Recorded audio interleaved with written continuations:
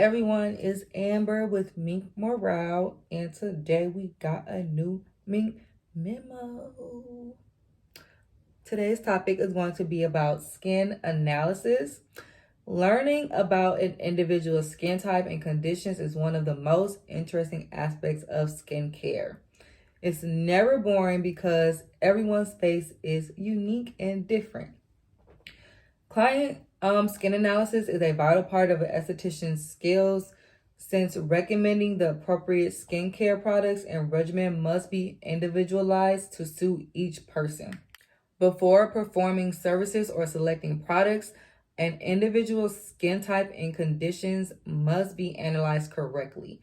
You don't want to be putting stuff on somebody's skin that does not benefit it. Whatever we put on the skin, we want it to benefit the skin from the outside in and from the inside out. So people want to know what their skin type is and their skin conditions and what they can do to improve their skin's appearance. Clients rely on estheticians like us for information and education. Estheticians should study and have a thorough understanding of skin analysis in order to understand each client's skin type and provide the best treatment regimen possible for each individual skin type and condition. So every single person is born with their skin type, which is determined by their genetics and ethnicity. I don't know what was going on with God made me, but he made me a grease monkey. I have oily skin. I'm shining all day, every day. You can even see now like how I have a little glow here, like this right here. Overactive sebaceous glands, just oily all day, all the time. So an individual skin type is based primarily on how much oil is produced in the follicles from the sebaceous glands and on the amount of lipids found between the cells. So the different skin types include dry, normal, combination, and oily. Sensitive skin is sometimes discussed as a skin type, but it's primarily a condition. Dry skin doesn't produce enough oil, which is also considered to be alopecia. Alopecia skin lacks oil or lipids.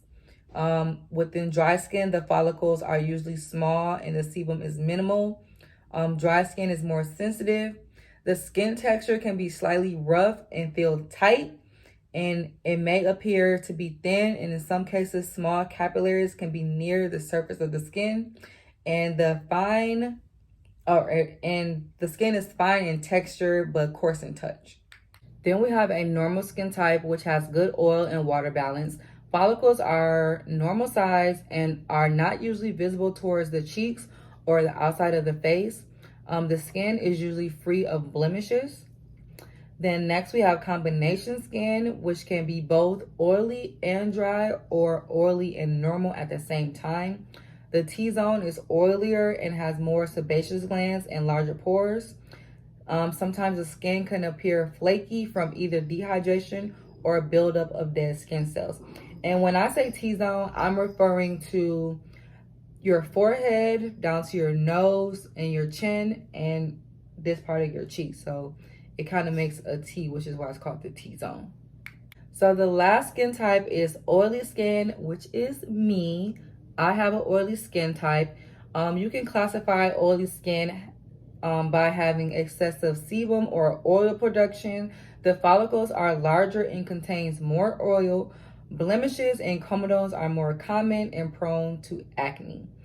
So how I determined, well, I didn't know my skin type before I went to school.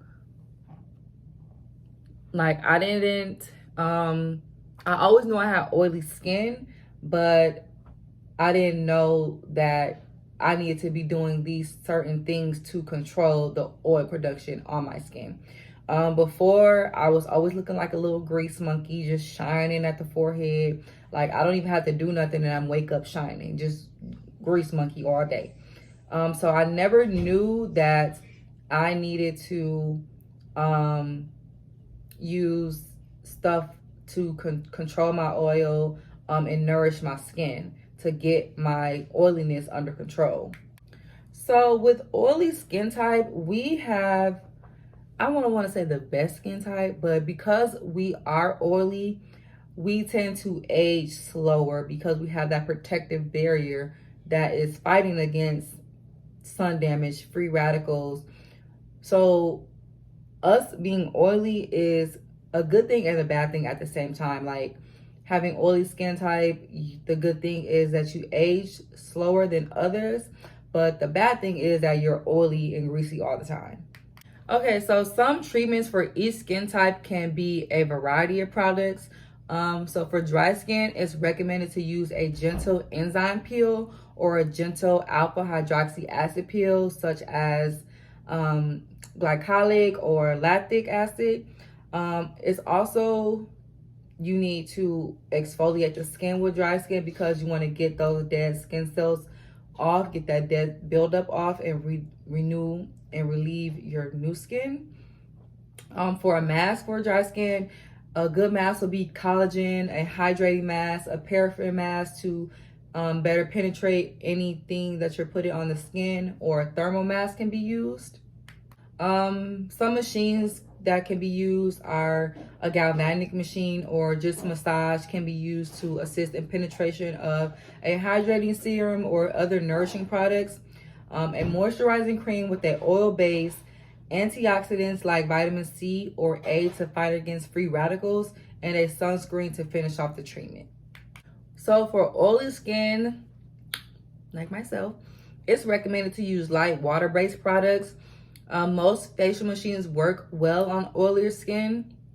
With oily skin, we want to exfoliate the follicles to remove buildup of sebum, and benzoyl peroxide or a alpha hydroxy acid like salicylic are beneficial for oily skin. For me, I don't use benzoyl peroxide because I'm allergic to it. So I'm definitely using salicylic and substitute for that to help with any acne, control my oiliness. I also use a glycolic toner to help with exfoliation. I'm on a retinol. I'm on a hyaluronic acid serum, and I have a vitamin C moisturizer. So I'm definitely packing on all those things all day, every day to nourish my skin, get those nutrients, get those vitamins, get all that stuff in my skin to control my oiliness, to help with my acne, any breakouts, and to further treat anything that's going to come to the surface. So for a normal skin type, normal skin is treated with maintenance and preventative care. Those are the goals for normal skin. Maintaining the skin's oil production and preventing future breakouts. Really with normal skin, you really don't have to do anything because your skin is normal. You don't have a lot of breakouts. Your oiliness is not excessive. So you're just trying to maintain that good skin and prevent anything further from happening. Combination skin needs to be balanced and requires more care. To care for combination skin, the water and oil balance can be achieved by treating both the oiliness and the dry areas of the face. Proper maintenance includes cleansing and regular exfoliation to keep the skin clear and blemish free. Water-based products work best for combination skin. So a few ingredients that will be beneficial for these skin types are, like I said, benzoyl peroxide, which is a drying ingredient with antibacterial properties, commonly used for blemishes and acne for oily skin. Another acne ingredient, which will be salicylic, which is what I use, is a beta hydroxy acid with exfoliating and antiseptic properties. It's a natural source that includes sweet birch, willow bark, and wintergreen. Another ingredient will be ceramides, which are a family of lipid materials found in the skin's intercellular matrix. It's a natural moisturizing factor, and products help lipid replacement and combat dryness, aging, and hydration, which are beneficial for a dry skin type as well. I have a ceramide moisturizer that I use every day just to help, keep my skin moist and not as oily throughout the day. Glycerin is going to be another ingredient which is formed by a decomposition of fats or oils. Glycerin is an excellent water binder and excellent skin softener and humectant. Another good water binder that has good water binding properties is going to be hyaluronic acid, a hydrophilic agent. I use both of those ingredients. I have a glycerin skin cleanser, and then also, like I said, I have a hyaluronic acid serum that I use on a daily basis. So both of those ingredients are good. So some ingredients that I want to introduce are the ingredients in my Mink Me scrub. I created this scrub as another form of exfoliation for the body. Exfoliating is a process of removing dead skin cells from the surface of your skin using a chemical, granular, or exfoliation tool. Your skin naturally sheds dead skin cells to make room for new skin cells every 30 days or so. So this is my Mink Me scrub. As you can see, it is almost gone. I definitely use this scrub. I live by it. I use it every other day just because, like I said, I have oily skin, so I want to keep exfoliating not only my face but my body as well. The Mink Me scrub has sea salt, which is produced by the evaporation of seawater and is the main exfoliant for my scrub. It's a great source of electrolytes like magnesium, calcium, potassium, and sodium. Electrolytes are vital for muscle, brain, and heart health because of its critical role in the nervous system. The next ingredient that I have in here would be aspartic acid, which enhances the skin smoothness and is good for dry skin. It's good for all skin types, but mostly, dry skin, just because your dry skin, we want to not over exfoliate, but make sure we exfoliate the dry skin to get rid of those dead skin cells.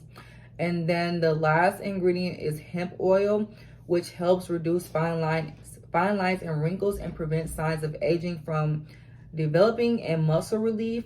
That hemp oil is going to nourish your body and make you feel nice and smooth after a good shower or bath. This scrub is, like I said, good for all skin types, and clients with eczema or dry skin, I would definitely recommend my Mink Me scrub. I use it every other day just because I don't mind the abrasiveness of the salt. It's a little bit more abrasive than sugar, but clients should use my product 2 to 3 times a week just because of the salt in it is a bit more abrasive than sugar, like I said, and you don't want to over exfoliate your skin or damage it. So you can find my Mink Me scrub along with my lash foam wash and my sea moss gel on my website at minkmorale.com. Okay guys, so let's recap what we discussed. So we've discussed the different skin types, which are going to be dry, oily, normal, and combination.